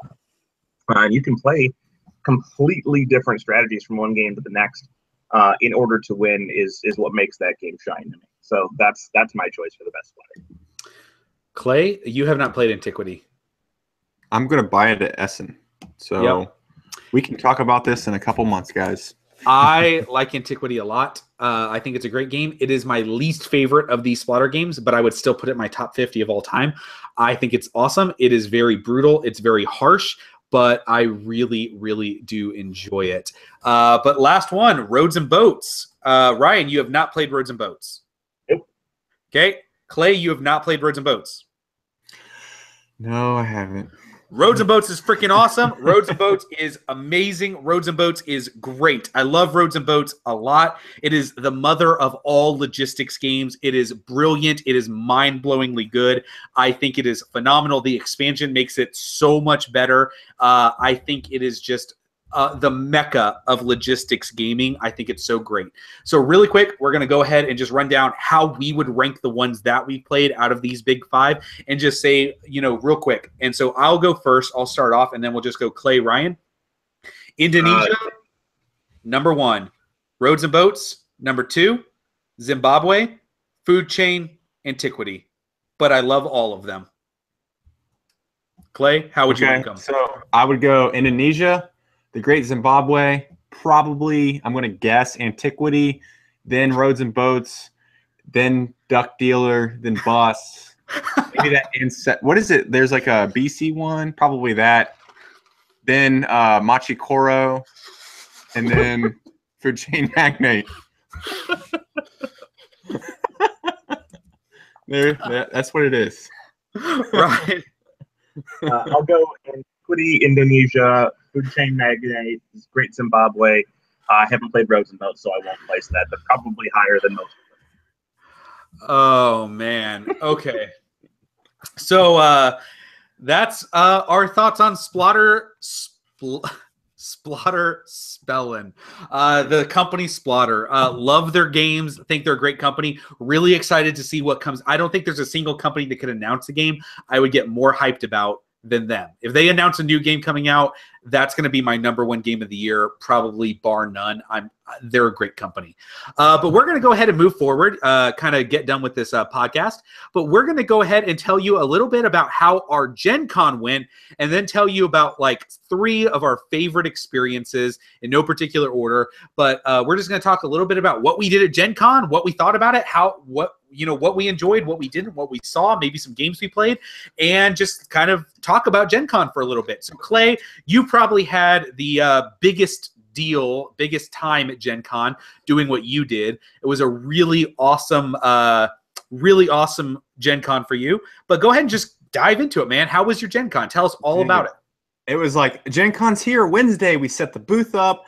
I got Edward to help me out, and oh my gosh, Jeff Hunt. He helped me out too with the booth, setting it up. And then it was over. It was that fast. It was just over. But on all seriousness, no. I mean, the booth was completely packed the entire time. So Edward from Heavy Cardboard was there, and that guy, he pulls a crowd, man. It is insane, just the amount of people that he pulls. That just, hey, I heard, whatever, he's here. I want to buy a shirt, whatever. It's great. That was just phenomenal. I love seeing that. It helped get more traction for the booth. Climbers was on display. That game is going to be a hit. The entire, from open to close, we had this crowd around. We had a small table for the climbers, and Chris Smith, one of the volunteers at the booth, he got a Lazy Susan built for the climbers, and I think that was on Saturday. But we had this like entire crowd around this table, just like spinning it around, and just, it was amazing, man. It was a complete blur, but I had a blast. It was fun. Tell us about your Gen Con experience, Ryan. Tell us all about how much fun you had. Yeah, so for the first time in attending Gen Con, I did not randomly walk the wander the hall talking to publishers. I actually got to see the hall once, and then I played games the rest of the time, or worked in the BGG Hot Games room. So I didn't actually go out and do a whole lot at the con, which is really opposite my normal con experience. I sat around and did nothing, and it was awesome. And that's really all I have to say about that, is not talking to every publisher about filming a review for their game the whole time and filming 1 million hours of footage of the convention hall is a great way to be at a con, and I liked it. Joe, I just want to jump in real quick. One of my favorite moments from the convention is because we're about to do our top 3 moments.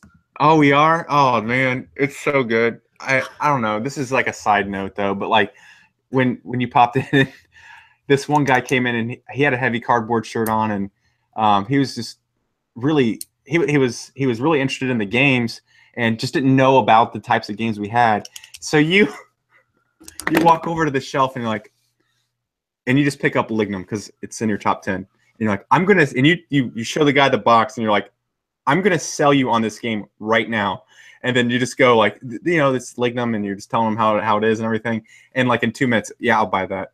And it was just, I sold him Lignum, 3 Kingdoms Redux, and the Rook. Yeah, you did. And he's like, I'll take 3 Kingdoms, and it was just like, what are you doing, man? How does that even happen? That was amazing, man. Yeah. I am a salesman, but especially when I'm passionate about what I'm doing. Yeah, I mean, you can see it, and I mean, you can just see it and feel it, especially when you're talking, and it's amazing. So it was pretty cool. So besides Clay seeing me and feeling me at Gen Con, I had a really Behind the great time. scenes. I got to be at Gen Con as a panda with Panda Games Manufacturing, which is my full-time job, and I loved it. I got to walk around, have meetings with publishers, go out to nice dinners, have secret meetings where I got to find out all kinds of cool stuff. But, I mean, it was great. We had a big, awesome, really great booth in the First Exposure Playtest Hall. I got to see a lot of prototypes. I got to talk to a lot of people. I got to meet people face-to-face that I'm quoting their game. So they're quoting their game with me. We're talking via email. And then I get to see them face to face and just kind of look at what their prototype is and actually see the game. It was a really cool experience. I love what I do. I love being able to walk around and meet people. I got to have some really great meetings with some great people. Got to see the Quinted guys, got to do a lot of really cool stuff. I thought Gen Con, from this aspect, the way I did it was really phenomenal. The entire time I was there, I wasn't concerned about doing media stuff or anything. It was just for my company. I mean, I was there for work, but I got to play. I mean, if you're working at Gen Con, it's not a bad day of work, in my opinion. But Joe, I'd like to point out that our highlights of the convention were exactly the opposite thing. Yours was like, I was excited to meet new people and talk to publishers, and I was like, I was excited to not meet anybody new and not talk to any publishers. It was great. Oh, it was good. It does hurt sometimes being on for that much. But let's go ahead and just kind of run down. This is in no particular order, but 3 of our top moments of Gen Con. Clay, go ahead and start us off. What was one of your top moments of Gen Con? Like, honestly, it just caught me by surprise. I did not prepare for it, and a lot of people were coming up to the booth and expressing interest in the games, but the comment of, hey, I really like the Deep End podcast. I like what you guys are doing with that. It's amazing. I was like, wow. I mean, that was kind of caught me off guard. I didn't know what to say, and I thought it was pretty cool. Felt good. I was like, I'm not the most articulate out there for explaining games, especially Gentis. Oh my God, that was bad. But anyway, I have a fun time doing it. So it's just nice to talk board gaming. So there's that. Yep. Ryan, tell us about one of your favorite experiences of Gen Con.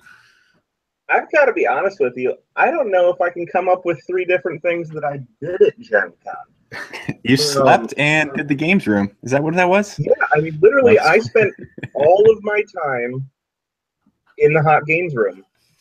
And then like walked through the hall once. I mean, the real highlight. What was things you was like saw? there? Things you saw, stuff, anything, man.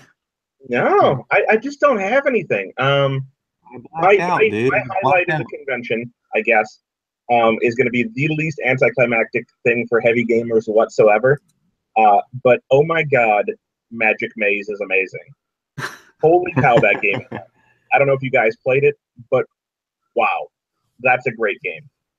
Okay. Well, one of my highlights, and Ryan, you'll have some time to think of 2 more, but one of my all right. One of my highlights was I got to have a meeting at St. Elmo Steakhouse with some clients. I got to go to a meeting there, and that place is amazing. But I've been hearing for a while now about the shrimp cocktail that they have with cocktail sauce so hot. And I am a spicy guy. I love spicy food. I took 1 bite of that shrimp with that cocktail sauce, and it cleared my sinuses. Like, my eyes watered, my entire face just like, oh my goodness. It was so crazy. And all I wanted to do was take another bite. If you like, oh, it's so good. $15 for 4 pieces of shrimp, though. Jeez. So, mind you, it's expensive. But wow, I've been hearing about this for a while, and it was as good as I thought. Clay, you want to share another experience with us real quick? Tell somebody about something that happened at Gen Con. Something that happened at Gen Con. Man, oh my God, I don't know. I met some really good, there's actually a lot of people from Europe that come over. So one of my distributors from Denmark came over with Enigma Distribution. That was really cool to see. Have conversations with him and learn more about the European market. And another Ralph from Games Up, he did The Arrival. Martin Wallace's The Arrival. him and I had a really good conversation, and obviously Uli from Spielworks was there, and just meeting and touching base with the guys from Europe, because honestly I feel like I only get to see those guys when I'm in Essen, but Gen Con is our biggest convention in the United States, so they tend to come over here as well, and just touching base with those guys. It's been a long time, last October, so that was a really good moment, catching up with all the European guys. Cool. Ryan, are we skipping you? Do you think of anything you want to share? It is always good to see a lot of the people that I don't typically get to see, whether they be from people that I know online from gaming, either through reviewing or through BGG or a lot of these different places. So running into those people is always good. While I didn't spend a lot of time with them, it's one of the few times in the year where I actually get to see a lot of these personalities that I otherwise don't know in quote real life. So that's always a highlight for me at Gen Con, and of course something I look forward to every year. One of the things that it caught me so off guard. I'm good friends with Raymond Chandler, who's designing City of the Big Shoulders, which will be on Kickstarter next year. I wanted to see that. I went and had a great meal with him, sat down and talked about his game a little bit, and just talked about some of his other upcoming titles that he has, and just really excited about what he's doing. But we were actually walking back to the first, not the first exposure playtest hall, but to the big gaming area where everybody was just tables and people are playing games. And he was set up, and his graphic designer and artist was there doing a demo. And so I walked up, and there was a bunch of people learning the demo. They looked like they were in their first round or two. And so I walked up, and at Origins and Gen Con, I had quite a few people that came up to me and were like, "Hey, I like your podcast. It's great." But I kind of walked up and said, "All right, well, I'll see you later," and everything like that, kind of ending the meeting and just kind of hanging out with my friend. And there was a woman playing City of the Big Shoulders, demoing it, she was with her husband. They were both demoing the game. And they were not older. They were like mid-20s or something like that. And she just looks up at me and goes, "Oh my God, I love the Deep End." And I just looked at her like, that's awesome, man. That's awesome. Okay. I was like, hitting a new demographic, I guess. But I was like, oh, that's awesome. That's really cool. And I really appreciate that, you listen to this. She's like, "It's my favorite podcast. I look forward to it all the time."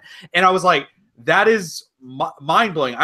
We didn't have a conversation. She was in the middle of her game, but you're probably going to listen to this. And that really was awesome to me. Reach out to me on Twitter because that was really cool that you said that. And it was like, it blew me away because I was like, oh, that's really cool. And I don't know, maybe that's stupid, but it felt different that it was like, there was this lady who listened to our podcast. Cause I'm dumb, but maybe I just think it's a bunch of dudes that are listening to the podcast or whatever, and maybe we don't. But I guess there's, we have, a lot of people enjoy what we're doing, and just to see it from somebody that I would not have looked at them and expected them to enjoy our podcast, but the fact that she did, it was mind blowing. I thought it was really cool that her and her husband listen to the podcast together probably, and so that was just something that I thought was really cool, and was really a cool experience at the convention.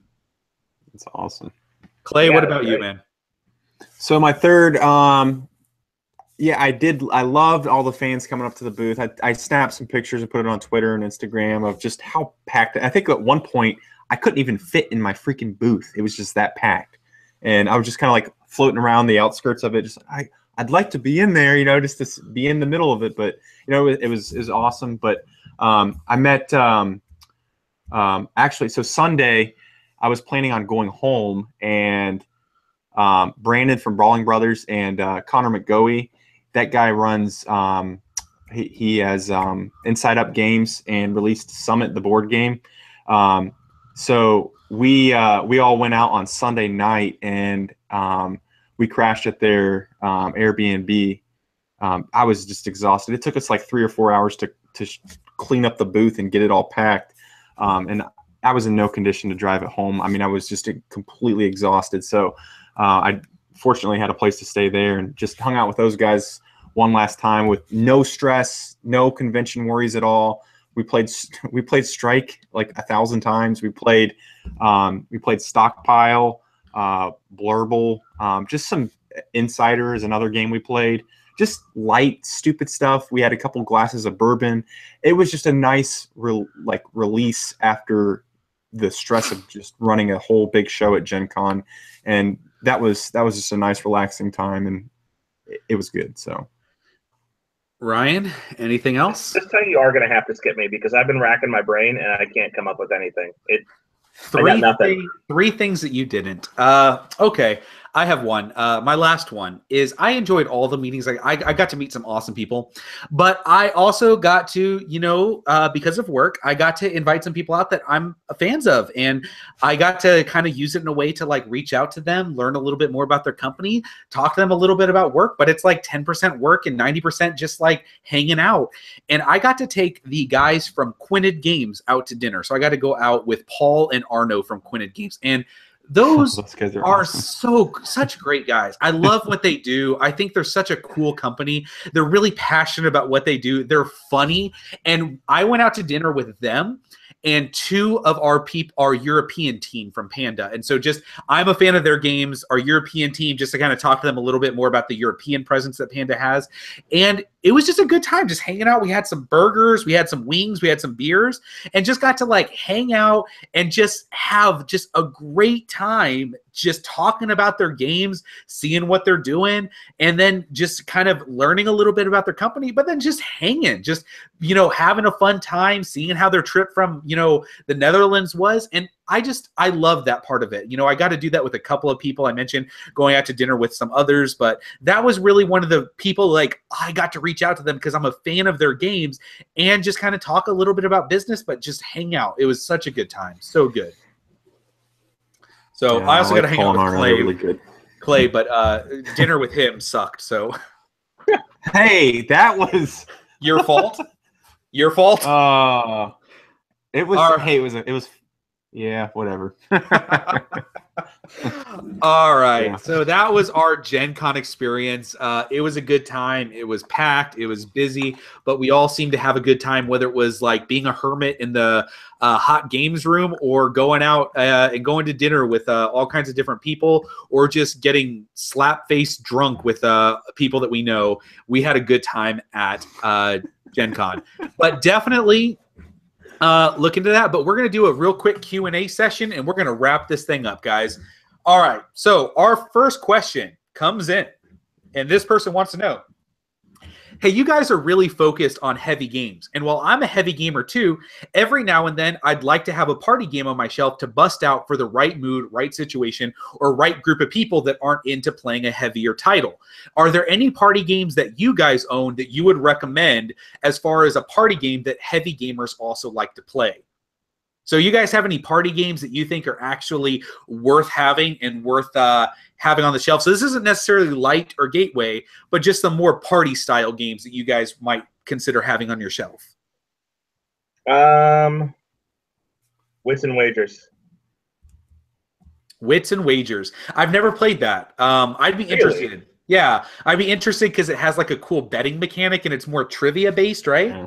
Correct. Absolutely. And honestly, the way to go right now is they have a new version on Kickstarter. I'm not trying to plug their Kickstarter, but I'm going to mention it because it's up there.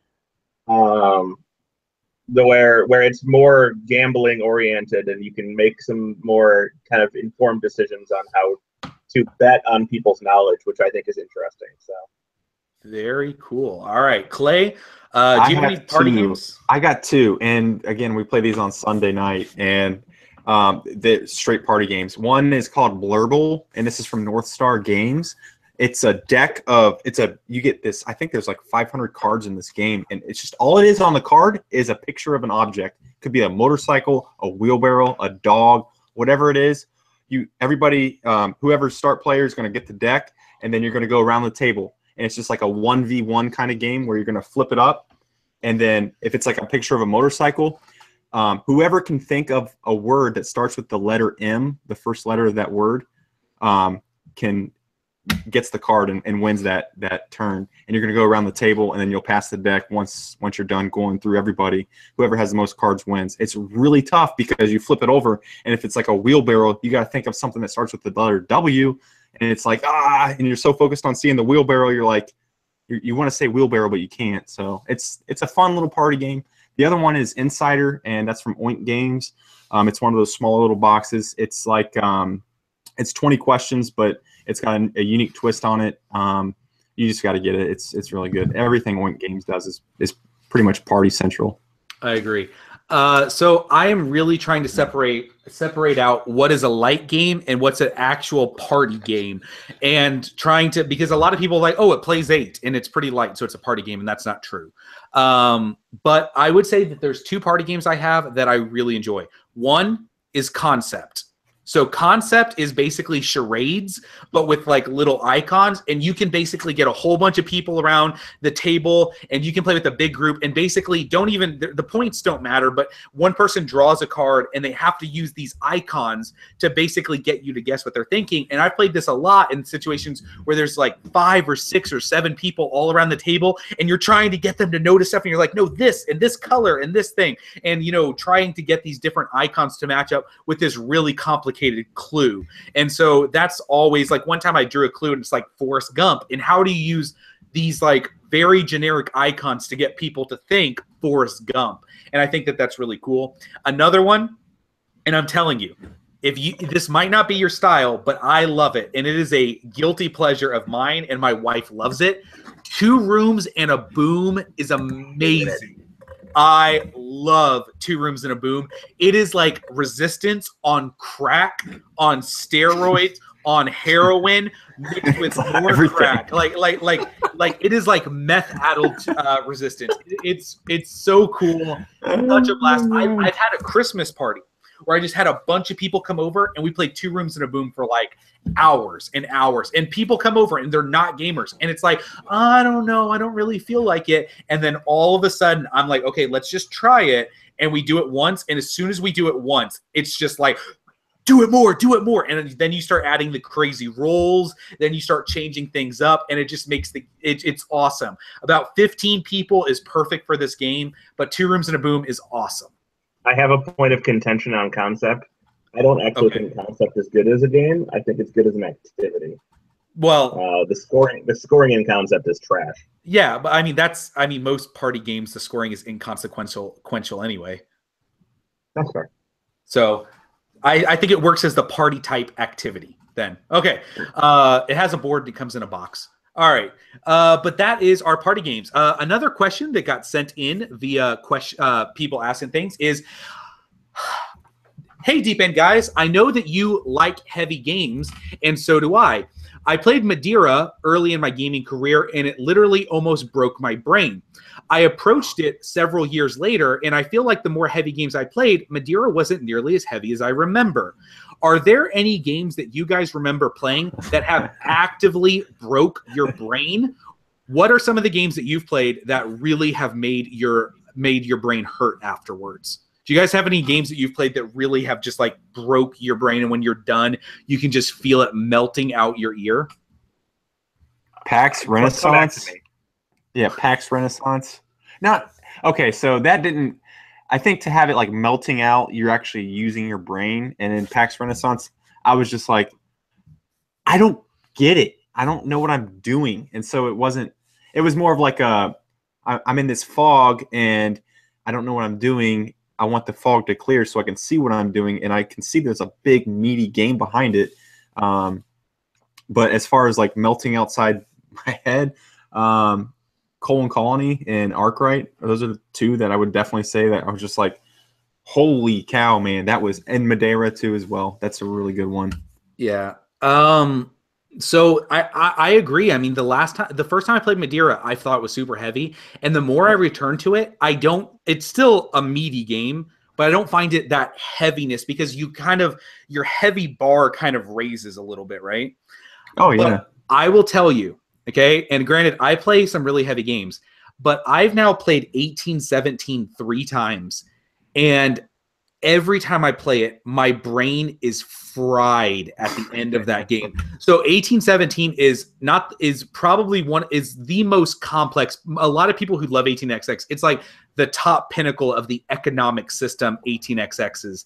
And oh my God, that game, because it's so open, it's so, like I get the beginning, I get the end. But there's somewhere around like the middle of that game where I'm just staring at it like with my money and my company, and I'm just, I have no idea what to do. Like, I have no freaking clue what I need to be doing right here or why I should do it or why it would help me. And I just stare at it and it just breaks me. But yeah, every time I play 1817, I get a really good fry. It is really, really crazy. So 1817, I've heard it's the most complex of the economic systems. I've heard it puts 1841 to shame. So, Ryan, what about you? Me? What? Yes, me. Yeah, what about you?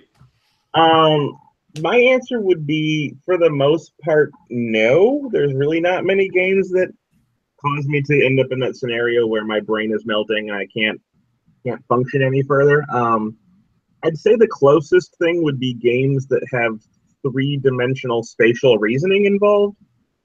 So getting into things like Town Center, for example, where I'm trying to visualize what the fuck I'm looking at in order to optimally place my buildings and place them legally.